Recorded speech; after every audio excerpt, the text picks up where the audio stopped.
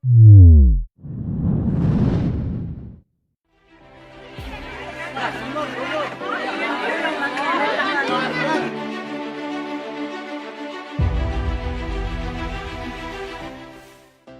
LPD Friends, apakah LPD Friends suka makan gorengan?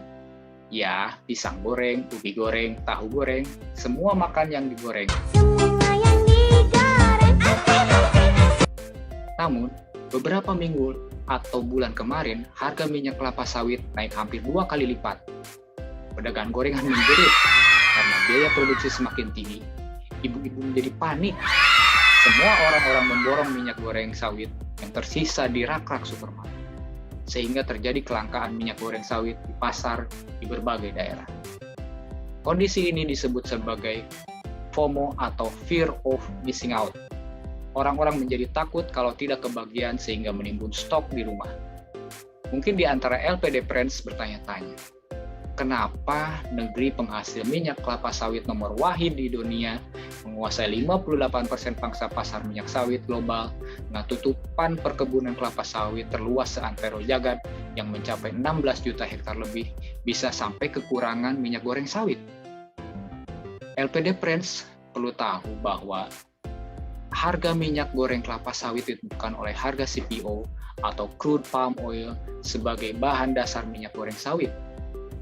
Semenjak tahun lalu, tren harga CPO dunia mengalami kenaikan, bahkan meroket mencapai lebih dari 1.300 US dollar per metric ton. Kenaikan harga CPO juga berdampak kepada naiknya harga TBS atau tandan buah segar yang dicatat sebagai pendapatan terutama bagi sekitar 2,6 juta pekebun rakyat yang mengelola sekitar 6,72 juta hektar kebun kelapa sawit. Sehingga LPD Friends bisa bayangkan begitu besarnya kontribusi kelapa sawit terhadap penurunan tingkat kemiskinan di pedesaan yang sumber mata pencahariannya berasal dari kelapa sawit. Kembali lagi ke harga CPO dunia.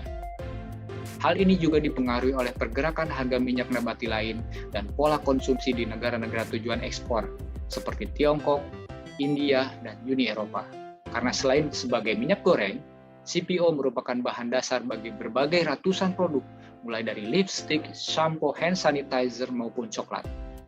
Sementara itu, kinerja ekspor CPO Indonesia tetap memberikan kontribusi yang cukup besar terhadap perekonomian nasional, walaupun sempat terpengaruh karena pandemi COVID-19. Ekspor CPO mencapai 35 miliar US dollar pada tahun 2021, nilai ini meningkat 52,8% dari 22,9 miliar US dollar pada tahun 2020. Pemerintah sudah mengeluarkan berbagai kebijakan agar harga dan stok minyak goreng stabil, mulai dari kebijakan satu harga minyak goreng kemasan dan operasi pasar, termasuk pengawasan melalui Satgas Pangan. Selain isu minyak goreng, persaingan minyak sawit dengan minyak nabati atau vegetable oils lain seperti minyak kedelai, biji bunga matahari, dan rapeseed juga menarik untuk dicermati. Sebagai contoh, situasi terkini di Ukraina sebagai salah satu produsen rapeseed dunia juga mempengaruhi stok dan harga vegetable oils lain. Kampanye negatif atau anti kelapa sawit yang masif juga banyak dilakukan oleh berbagai pihak di berbagai negara, bahkan memberlakukan restriksi impor produk-produk yang mengandung atau berbahan dasar kelapa sawit. Kebijakan non-tarif barrier seperti yang dilakukan oleh Uni Eropa terhadap komoditas asal hutan, termasuk kelapa sawit, yang dituduh berpotensi resiko tinggi terhadap perubahan fungsi hutan, dan diskriminasi terhadap sawit dalam penentuan ambang batas 3-MCPD dalam konteks kesehatan, bahkan di beberapa negara secara terang-terangan melarang impor kelapa sawit dan turunannya. Harus kita akui dan tidak menutup mata bahwa pengelolaan perkebunan kelapa sawit di masa lalu telah menyadarkan kita untuk terus memperbaiki tata kelola perkebunan kelapa sawit. Namun, apakah pelarangan terhadap kelapa sawit merupakan hal yang tepat? Sampai saat ini, minyak kelapa sawit merupakan minyak nabati yang paling efisien dan murah dibanding vegetable oils lain. Untuk menghasilkan 1 ton minyak nabati, kedelai memerlukan lahan 2,5 hektar. Rapeseed, kelapa dalam, dan biji bunga matahari memerlukan lahan 1,4 hektar. Sementara kelapa sawit hanya memerlukan 0,3 hektar. Oleh karena itu, apabila negara lain akan memperlakukan kebijakan restriksi terhadap kelapa sawit, maka harus diberlakukan juga terhadap minyak nabati lain. Karena justru minyak nabati lain juga berpotensi tinggi terhadap land use change. Sehingga banyak ahli atau expert yang menyatakan bahwa pelarangan terhadap kelapa sawit tidak akan menyelesaikan akar permasalahan isu kerusakan lingkungan dan sosial. Perubahan fundamental telah dilakukan oleh pemerintah Indonesia dengan memberlakukan kebijakan moratorium perizinan perkebunan kelapa sawit untuk menyelesaikan tumpang tindih dengan areal hutan. Selain itu, kebijakan pengelolaan perkebunan kelapa sawit secara berkelanjutan melalui sistem Indonesian Sustainable Palm Oil dan replanting atau peremajaan sawit rakyat untuk meningkatkan produktivitas kebun sawit yang sudah tua.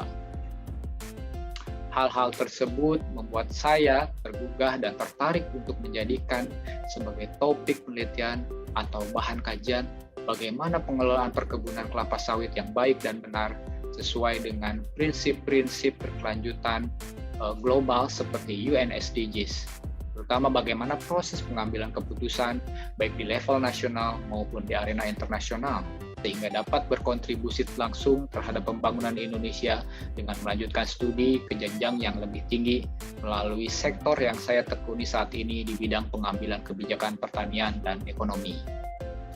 Sehingga dapat mewarnai satu dekade LPDP berkontribusi, memberi makna untuk negeri guna, menyongsong visi Indonesia 2045, Indonesia yang mandiri, maju, adil, dan beradab.